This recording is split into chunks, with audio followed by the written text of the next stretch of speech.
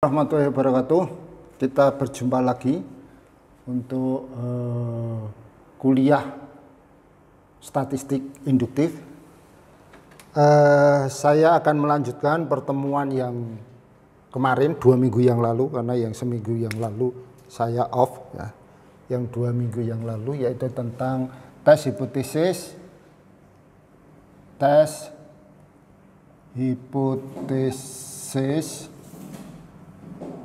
tentang atau mengenai min. Kemarin yang terakhir sudah saya tunjukkan bagaimana cara menguji hipotesis. Yang pertama, kita harus bisa membuat formulasi hipotesis. Formulasi. Bagaimana cara membuat formulasi hipotesis itu? Formulasi hipotesis nihil ini bahwa mu sama dengan mu nol. Artinya apa ini? Pernyataan sama dengan seluruh populasi sama dengan pernyataan itu. Jadi kalau ada yang mengatakan bahwa nilai ujian statistik adalah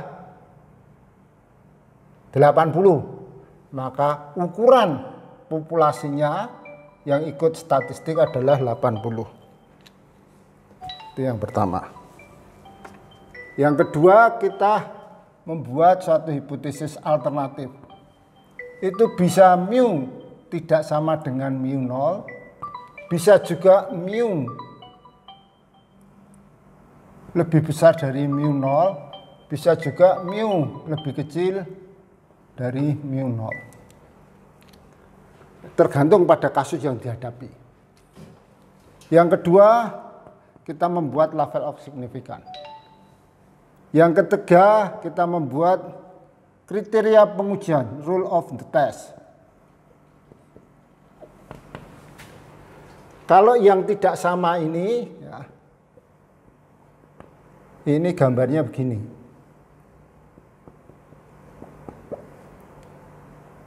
Min Z alpha per 2, Z alpha per 2.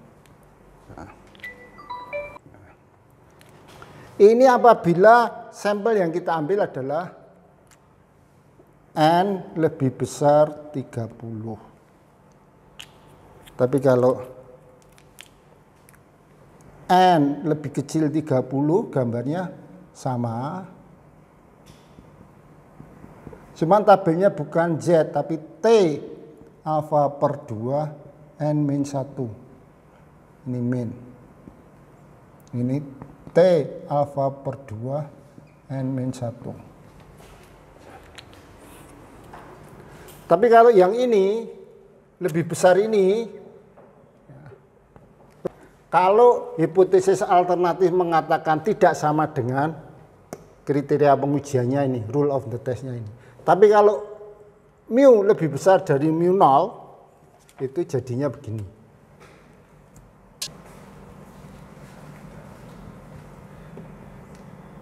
Z alpha, kalau kecil min, bukan min, T alpha N min 1. Tapi kalau yang ini jadi begini. Ini sebelah kiri, min Z alpha, kalau kecil min T alpha N min 1. Lantas yang keempat baru kita menghitung. Z sama dengan X bar min mu per standar deviasi akar N. Sama yang T juga begitu. T sama dengan X bar min mu 0 per standar deviasi per akar N. Sama. Setelah itu kesimpulan.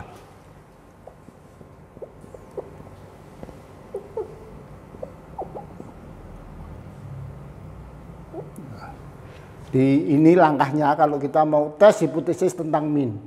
Jadi ada hipotesis rata-rata apa, nah, dan ini dan seterusnya. Nanti saya beri contoh. Contoh, ini dengan N besar. N lebih besar 30. Iklan. 1 liter BBM dapat menempuh 70 km. Misalkan iklan motor Honda, misalkan 1 liter BBM apabila menggunakan motor Honda dapat menempuh 70 km. Entah saudara percaya nggak terhadap iklan ini? Nah, pertanyaannya adalah, apakah iklan tersebut bohong atau palsu atau menyesatkan?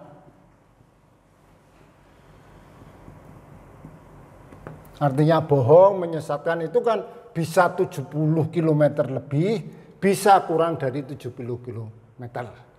Nah, gunakan alfa 5%. Ini cara mengukurnya. 1, tadi H0 sama dengan seluruh motor apabila menggunakan 1 liter BBM itu dapat menempuh 70 km. Hipotesis alternatif mengatakan bahwa bohong itu berarti tidak sama dengan 70 km. Nah, lantas kita gunakan, ini langkah pertama. Langkah kedua, kita gunakan alfa 5%.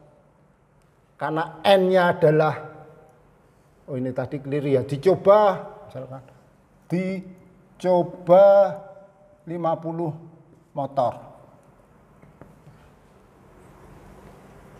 Alfa 5%, karena N lebih besar dari 30, maka menggunakan Z alfa per 2. Ini ketemu 1,96. Langkah ketiga, rule of the test-nya gini. Min 1,96, 1,96. Lantas langkah keempat, kita hitung Z sama dengan X bar min mu 0 per standar deviasi akar N. Lihat, X barnya berapa? X barnya dicoba, ya 50 motor ini dicoba misalkan hasilnya 68,5 km. Maka X barnya adalah 68,5 km dikurangi 70 km per standar deviasi, misalkan ini dengan standar deviasi sebesar 5 km. 5 km per akar, N-nya berapa tadi? 50. Kan ketemu sekian. Angka ini kita bandingkan di sini. Apakah masuk di H0 diterima ini atau masuk di H0 ditolak ini? Mana? Kalau masuk H0 diterima, maka langkah kelima adalah H0 diterima. Berarti iklan dapat dipercaya. Tapi kalau H0 ditolak, maka iklan adalah bohong. Ya, tinggal hitung. Ini adalah cara menghitung apabila N lebih besar dari 30. Sekarang kalau N lebih kecil dari 30.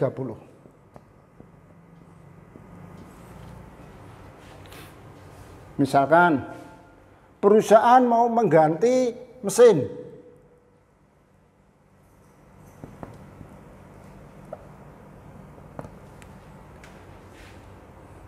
Dicoba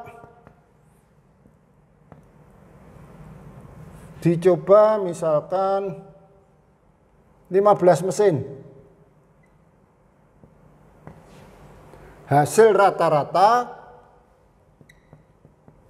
misalkan 10 per menit, 10 unit per menit dengan standar deviasi 2 unit.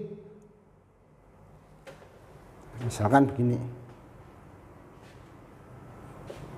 Apakah ganti mesin menguntungkan? Ini loh yang dijadikan hipotesis alternatif itu ini loh. Apakah ganti mesin menguntungkan? Nah, ini. Maka hipotesis nihil mengatakan bahwa mu menguntungkan tadi berapa? Oh, 15 mesin. 15 unit. Oh, sorry, 10 unit.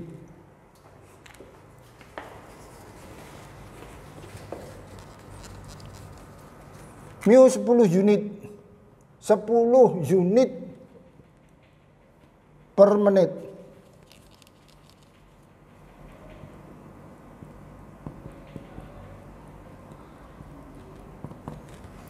Hipotesis alternatifnya, apabila mau untung apa?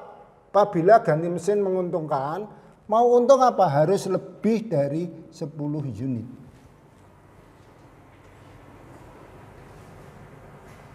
Langkah pertama. Langkah kedua, karena N lebih kecil dari 30, maka ini menggunakan T alfa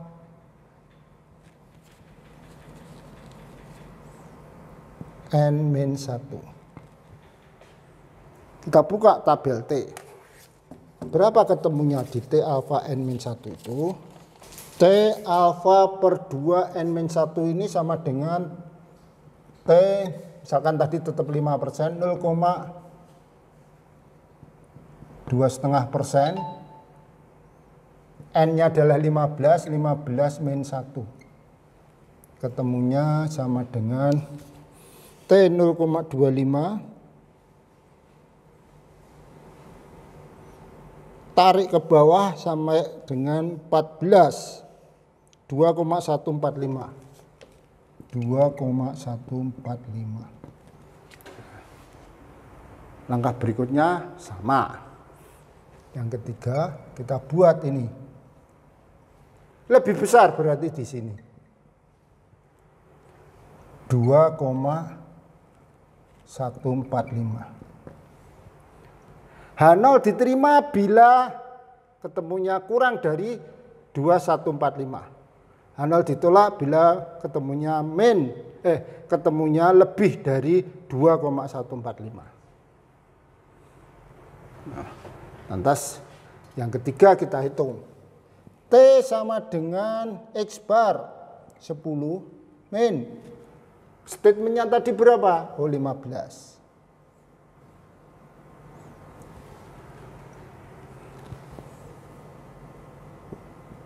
Per standar deviasi 2 per akar 15. Berapa? Ini masuk di mana? Nanti sehingga kita bisa memutuskan. Apakah H0 diterima ataukah H0 ditolak. Jadi ini adalah tes hipotesis. Biasanya pada ujian akhir semester, satu soal itu tes hipotesis keluar. Pelajari yang baik. Kalau enggak paham, tanya, diskusi. Nah, enggak paham lagi bisa ketemu saya. Ketemu aja, jangan lewat WA. WA susah jelaskannya.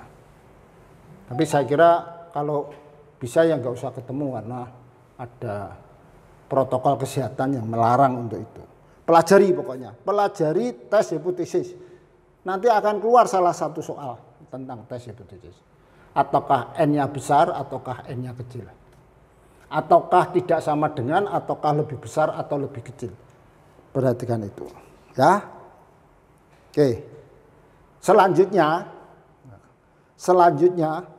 saudara buat ringkasan tentang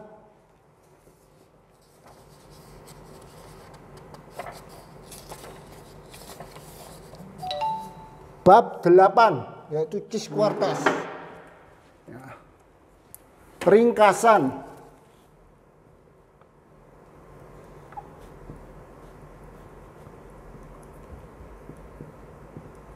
Bab 8 Cis-Quartès. Ini adalah tes hipotesis tentang proporsi dengan sampel lebih dengan populasi lebih dari 2. Oke, sampai di situ. Besok kita lanjutkan pada minggu yang akan datang. Sekian, terima kasih. Assalamualaikum warahmatullahi wabarakatuh.